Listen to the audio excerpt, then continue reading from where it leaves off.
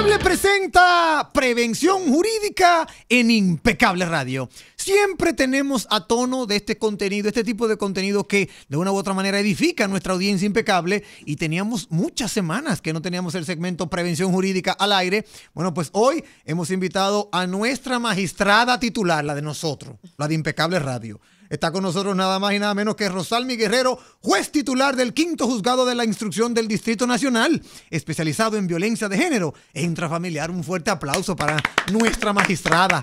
Hola, magistrada, ¿cómo está usted? Muchas gracias por esa bienvenida. Me siento como en casa porque no es la primera vez que estoy en Impecable Radio. No, claro que no. Por eso digo nuestra magistrada, porque qué bueno, de verdad, magistrada, que usted acepta nuestra invitación una vez más para compartir con la audiencia impecable y de una u otra manera edificar a todos aquellos que, ¿verdad?, tienen alguna laguna. En la visita pasada que usted tuvo con nosotros, usted era magistrada de tránsito. En aquel momento. En aquel momento. Más o menos para el 2017. Más o menos. Sí. Así es. Compartíamos en ese momento las novedades de la ley 6317 que se había promulgado en ese momento. Sí, exactamente. Bueno, pues qué bueno que la tenemos de nuevo por aquí. Y en este caso con un tema sumamente más, yo diría que complejo y que no solo complejo, sino sensible, que es el tema de la violencia de género. Magistrada, usted como magistrada, ¿cómo nos puede orientar? ¿Cómo va el país, República Dominicana? ¿Cómo de una u otra manera podemos nosotros los dominicanos sentir que tenemos el desafío de la prevención de la violencia de género en RD?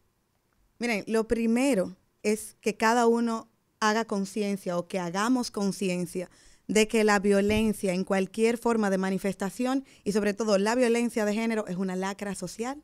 Es un cáncer que no afecta solamente a República Dominicana, sino al mundo entero, y que constituye un gran reto para todas las naciones.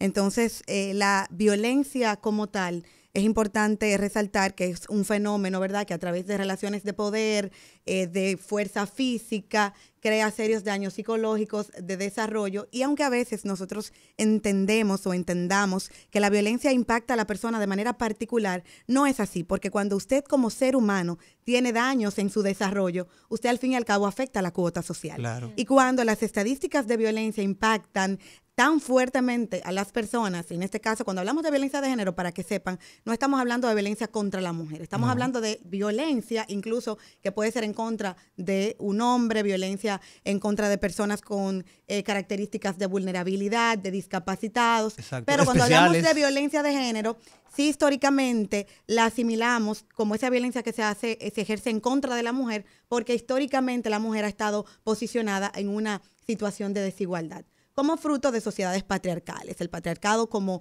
una cultura de mando, donde el hombre tiene el poderío por encima de las mujeres y los niños, y ese poderío que se ha visto en la historia, en la literatura, en las finanzas, en el orden social, ¿verdad? Hasta en la novela se ve. Claro que sí, en la legislación, el que crea todo este tipo de reglamentaciones en la sociedad, al ser hombre, va imponiendo esas reglas que invisiblemente tienen patrones machistas que van afectando ese equilibrio en cuanto a la igualdad. Entonces, es importante conocer ese aspecto. Nosotros como país, como nación, que seguimos siendo tercermundista, magistrada. Entonces, ¿cómo podemos lograr que nuestra audiencia sepa que hay lugares en donde usted puede, de una u otra manera, hacer una denuncia, que puede denunciar quién está abusando física o psicológicamente? ¿Cómo ellos pueden darse cuenta dónde acudir ante cualquier rasgo de violencia? Mira, actualmente la Fiscalía tiene dependencias que son receptoras de denuncias. De hecho, está Línea Vida por donde se puede denunciar. Ahora bien, es importante resaltar que la violencia de género, cuando llega a una denuncia o llega a un proceso en justicia, se puede ver como un fracaso. Okay. ¿Por qué? Porque la violencia debe prevenirse antes que sancionarse. Antes de que el Estado reaccione a través de la política criminal, deberíamos tener programas preventivos, porque no es un problema solamente de las fiscalías o del Poder Judicial, es un problema que atañe a todos los sectores, tanto públicos como privados. Y ahí nosotros tenemos grandes desafíos. Por ejemplo, la prevención de la violencia desde el medio educativo es un elemento que en el país está desatendido.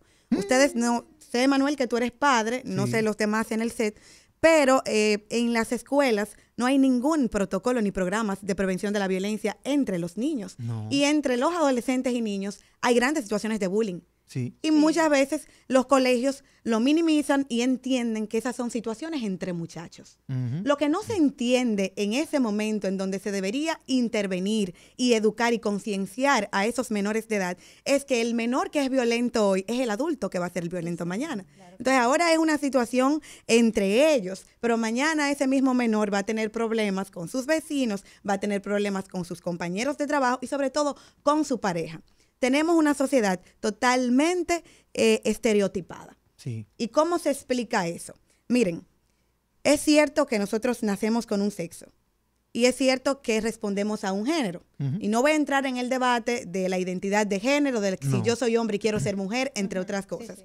Sí hay que explicar que a través del género a los hombres y mujeres se nos asignan unas características en la sociedad. Sí. Y esos son estereotipos. Y los estereotipos se ejercen a través de roles. Les explico cómo. ¿Quién es un mecánico? ¿Quién es un piloto en la cabeza inmediata, en el pensamiento inmediato de todos nosotros? Es un hombre. Sí. ¿Quién es la maestra de preescolar? Una mujer. Una maestra, una ¿Quién mujer. es la persona que da catequesis en una iglesia? Es una mujer. Pero ¿quién dijo que ha de ser así? ¿Quién dice que la mujer es el ser llamado a escuchar a los demás, a atender a los demás? ¿O que el hombre es mejor en los deportes? ¿O que el hombre es más rudo en todo lo que hace? Eso es mentira. Hay mujeres que son excelentes en los deportes. Cierto. Hay hombres que son muy sensibles, que escuchan a los demás. Y entonces, cuando nosotros estamos frente a esos estereotipos, ¿cuáles son las consecuencias? Que cuando yo me alejo de esos estereotipos, entonces tengo prejuicios, tengo ataques, porque me alejo de lo que la sociedad ha impuesto a mi género. Y ahí vienen, por ejemplo, en la pareja, serias situaciones de control, de dominio. ¿Por qué? Porque estamos criados en una sociedad patriarcal donde la mujer es la que atiende el hogar, la que atiende los hijos. Ojo, no estamos diciendo que eso no es importante y que eso está muy bien. Pero cuando en la sociedad hay patrones machistas y la mujer de repente se empodera y no solamente cuida a los hijos y cuida de su casa, sino que también trabaja y de repente llega tarde a su casa, atiende el teléfono o tiene que reunirse con alguien en un restaurante que no necesariamente es del sexo femenino, entonces usted viene y encuentra situaciones de celo, de hostigamiento, de persecuciones, de cuestionamientos y todo eso es violencia. Sí.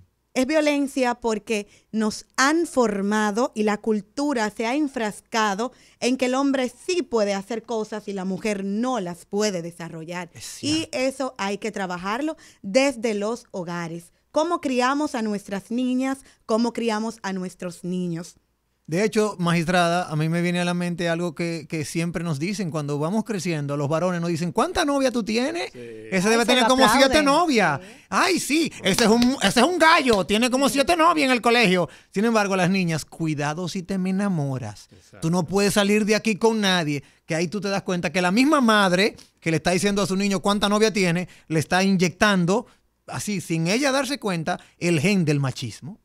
Así mismo, ¿no? Y tareas, por ejemplo, cotidianas de la casa. Si de repente hay que echarle agua a una matita, ¿por qué no llamas al niño? Y sí a la niña. Incluso eso nosotros lo vemos como que, no, pero tú no puedes mandar al niño a hacer eso porque tú lo vas a distorsionar.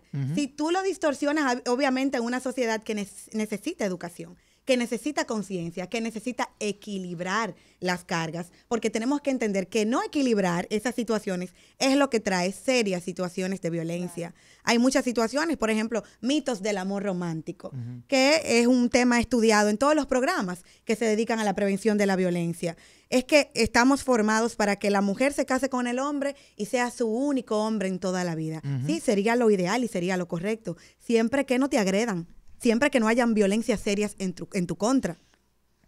No puede haber infidelidad. Eso es quizás lo correcto desde el punto de vista moral y de valores. Pero si eso ocurrió en una relación de pareja, nadie tiene el derecho de agredir al otro porque cometió un hecho de ese tipo. No, claro usted que no. tiene que tomar una decisión. Usted perdona esa situación. Usted puede llegar a un punto de equilibrio con su pareja. Pues perfecto, sigan adelante. Usted no lo puede manejar. Entonces, la salida nunca va a ser la violencia. Pero es que ese es el tema. Incluso en hogares donde se presenta esa situación, la mujer siente como temor de denunciarlo porque entiende que la ley de repente no la va a es respaldar. muy débil y la persona va a volver a su casa y allí la agresión puede ser peor. ¿Usted considera que de repente la ley pudiese ser un poco más fuerte con estas personas? O que ya es fuerte, pero hay que hacerla cumplir, porque puede ser que la ley exista, pero nadie la hace cumplir. De hecho, cuando un hombre va y denuncia a un destacamento que su mujer le dio, se le ríen en la cara. Sí.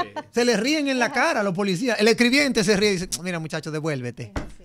Mira, ahí hay que especializar. Por ejemplo, España, que es un sistema que he estudiado bastante a nivel de prevención de la violencia, tiene policías especializadas en materia de violencia de género y ellos son los que intervienen cuando hay una llamada de emergencia o cuando hay que pues iniciar un proceso pues en el ámbito legal.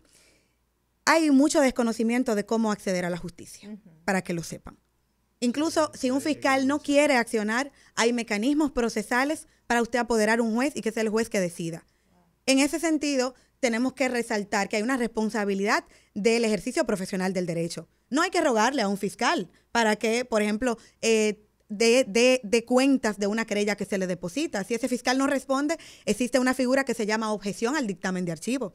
Entonces, hay mucha falta de información y un incorrecto ejercicio. A veces la persona no sabe. En mi experiencia particular, el quinto juzgado de la instrucción del Distrito Nacional cerró el año que pasó con más de 1.500, casi 1.600 casos. Y eso quiere decir que sí se tramitan. Entonces, evidentemente están los canales, pero es un ejercicio que la persona no puede hacer sola. Necesariamente, porque necesita cierta orientación por el desconocimiento que hay. Claro, la víctima puede denunciar incluso sin una asistencia legal, pero a veces... ¿qué sí debemos resaltar? Y que sí existe. Lo que pasa es que la gente no lo sabe del todo y aprovecho y lo anuncio. La Procuraduría General de la República y el Ministerio de la Mujer tienen asistencias gratuitas para las víctimas. Sí. No solamente de violencia de género, sino de cualquier tipo de delito. Y la gente a veces no sabe que puede acercarse y que cuentan con ese servicio gratuito. Entonces, qué bueno pues, que en estos espacios uno puede compartir esas realidades de personas que no saben que esos servicios sí existen. Excelente. ¿Y hay algún número, alguna línea, algún contacto que la población pueda acercarse y poder obtener esos servicios? Mire, lo principal es que dependiendo del lugar geográfico donde usted se encuentra, las fiscalías tienen pues mecanismos para recibir las denuncias. En el Distrito Nacional, por ejemplo, en las fiscalías barriales se interponen denuncias. Y usted dirá, bueno, un fiscal no me hizo caso o no le prestó atención a mi denuncia. Entonces, por eso le explico que sí hay remedios procesales para eso. Eso no es tan simple. De hecho, si nosotros nos vamos a principios de la administración pública, un fiscal que desatienda su trabajo, un juez también puede ser pues demandado por responsabilidad patrimonial y comprometer su responsabilidad en ese sentido. Entonces, sí hay mecanismos y como les decía, ojalá que con el paso del tiempo no deba venir a decir cuántos casos se recibe el tribunal, sino cuántas cosas estamos haciendo en toda la administración pública y sectores privados para que la violencia pues sea prevenida. Les pongo un ejemplo. A veces uno está en el tribunal y uno dice, pero ¿por qué desde el ámbito de la salud uno no ve casos que ingresan al tribunal? Cuando los médicos reciben, por ejemplo, emergencias en los hospitales, en las clínicas, ¿qué está pasando? Se está aplicando un protocolo para que esa señora que va 3, 4 veces al año con golpes que no puede explicar de una manera clara, ¿qué usted hace? ¿Cómo usted remite? Muchas veces el mismo médico tiene en su conciencia de que eso es un pleito entre marido y mujer. Y la violencia de género no es un pleito entre marido y mujer, es un problema de todos que tenemos que prevenir. Entonces, ¿qué hace el Ministerio de Salud Pública? ¿Qué está haciendo el Ministerio de Educación en el país? ¿Qué hace incluso el sector religioso? ¿Qué hace un pastor de una iglesia, un padre, cuando tiene situaciones de abuso serias en ese espacio que dirige? Orar para que Dios sane al agresor. Bueno, claro que sí, usted lo puede hacer. Pero cuando hay situaciones serias, usted no puede dar un consejo a esa sierva de Dios de que se mantenga en esa situación. Hay que tener fe, pero hay que necesariamente intervenir a ese agresor. Entonces, miren, en España, por ejemplo, en cada escuela, en cada plantel escolar, hay un encargado de igualdad. Ya. Y departamentos de orientación que sí funcionan, porque la verdad debo decirlo, aquí en los colegios, en las escuelas, ese departamento de orientación, incluso en la experiencia de nosotros cuando estudiamos, es como una especie de oficina oscura, donde hay una señora que te observa y que quizás te hace una reflexión en algún momento muy superficial, pero no atienden situaciones de violencia interna, de situaciones de bullying, cómo eso afecta a los niños, niñas, adolescentes. No podemos minimizar todo eso. Eso es así. No, de verdad que muchísimas gracias, magistrada. Muy contento de tenerla aquí y sobre todo que haya podido de una u otra manera revelar lo que está pasando, el desafío que tenemos en República Dominicana con este tema de la violencia de género, para que la audiencia despierte y también la clase educativa despierte. Porque como usted bien señala, empieza desde el inicio, desde el colegio, desde la familia. Y si no lo enfrentamos, el niño abusador se va a convertir en el adulto abusador. Así que muchísimas gracias, de verdad. Gracias a ustedes por este espacio, siempre suya. Claro que sí. Allá la han escuchado con nosotros la magistrada Rosalmi Guerrero, juez titular del 5º Juzgado de la Instrucción del Distrito Nacional, especializado en violencia de género e intrafamiliar. La vamos a invitar más a menudo, así que óiganla bien, que la volverán a escuchar muy pronto. Gracias, magistrada. Gracias a ustedes. Hasta aquí, Prevención Jurídica en Impecable Radio.